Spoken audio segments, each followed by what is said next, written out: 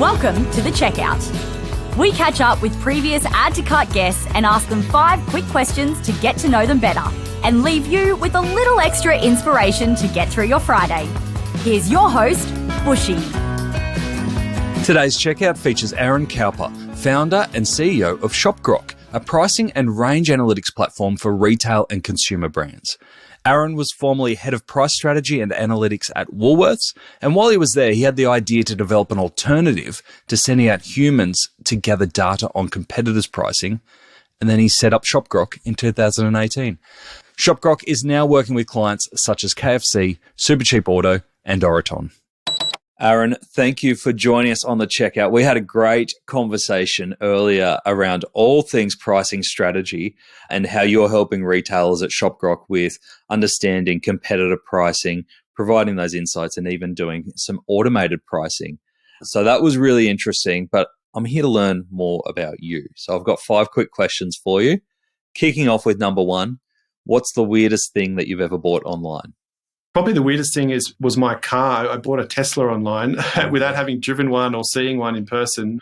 I've never been a car person really at all. I had quite a bad accident on a scooter a couple of years ago, and my wife said that I would never get on a scooter again. So must have been a bad I had to one. buy a car, and I'm a bit of a tech nerd, so I was really interested in the car, in the Tesla itself, not necessarily the car. But yeah, so I bought the car, and it took about a year to get there, and driven it ever since and enjoying it. Very similar experiences there. I mean, this is a bit of a wank fest, really. I love the experience. I had to caveat that with I'm not a sports car person. I don't advocate by splurging on material things, but in this case, I was just interested in the technology and I love the car. Not so much Elon. I've kind of Elon's obviously. I love that caveat. I like the car, not Elon. So I went from a Hyundai i30 to a Tesla, and I just love that process of that sales process where you're not haggling over anything. And from a pricing strategy, this is fascinating too, where it's an industry where you don't know pricing. You haggle on pricing all the time, and you don't know if you're getting a good deal, bad deal, because you buy a car once every, 5 years or something. So you're not staying up to date with the market. Yeah. And then you go into the Tesla room and they go, so do you like it? I'm like, yeah, I kind of like it. And they're like, well, look, where's your credit card? We'll put down a $1,000 deposit or whatever it was at the time. And you're like, oh, that's done. Like there's no talk of price. Yeah, fascinating. Yeah, crazy how well they've done with very little marketing. Yeah. All right. Who is your favorite retailer? At the moment, I think my favorite retailer is probably Country Road, which is so they're obviously a manufacturer as well, but their own retail stores. I'm kitted out. Well, I must admit my wife and my mother-in-law and my mother probably buy most of my clothes, but I'm kitted out by Country Road. They have a really good range of products, both men and women, really good price point, affordable, but slightly higher than entry level, and really good promotional strategy and great stores. So I think they're a great retailer. As the pricing guy, do you still get sucked in by their spend and saves? Definitely, yeah. I'm definitely sucked in by their promotional emails. Like I don't subscribe to a lot of retailer EDMs, but it's one of the few that my wife and I look at. Yeah. All right. Number 3, which e-commerce practice do you wish was history?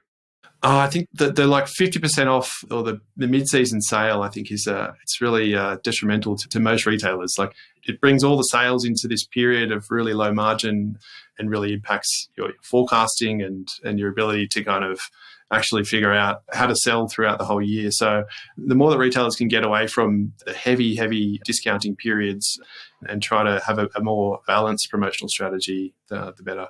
Speaking of peak sales, we've just come out of peak sales. Do you think over the coming years it's going to get better or worse? Are we going to pull away from those peak sale periods, or is it we're just going to double down? Yeah, I think it's seeming like it's getting bigger and bigger. Black Friday is probably the one case where it's not necessarily such a bad thing because it is pulling sales back from Christmas. So it is spreading out the sales a little bit between November and December. So in that case, it is probably actually spreading things out that would have happened all at Christmas, and maybe that is a net gain for a lot of retailers. But it's funny, you won't really know what the wash up is because Black Friday gets bigger and bigger every year, so you don't really know how much sales you pull back from Christmas before Christmas actually happens. So it's an interesting period. Absolutely. All right, number 4, can you recommend a book or a podcast that our listeners should immediately get into? You mentioned a couple at the start of our main chat as well, I remember. Yeah, so Chaos Monkeys I mentioned at the start, which is where there's a company called AdGrok, which ShopGrok's a bit of a tip of the hat to that company. So that's a good book. It's a bit of a insider's tale of Silicon Valley if you're interested in startups and that kind of thing. I'm just reading an interesting book called The Psychology of Money by, I think it's Morgan Housel is his name. It's a good read at the moment. A short read, but good lessons on how to manage money and how to avoid either working too hard to try to earn a lot of money and not be happy in life, and also how to be smart about saving for the future, etc. And that's on my to-read list. But it's more of a personal money approach than a business one, yeah? It definitely, yeah. So it's more of a personal finance book, for sure. Fantastic. All right, last one I have for you, Aaron. Finish this sentence. The future of retail is?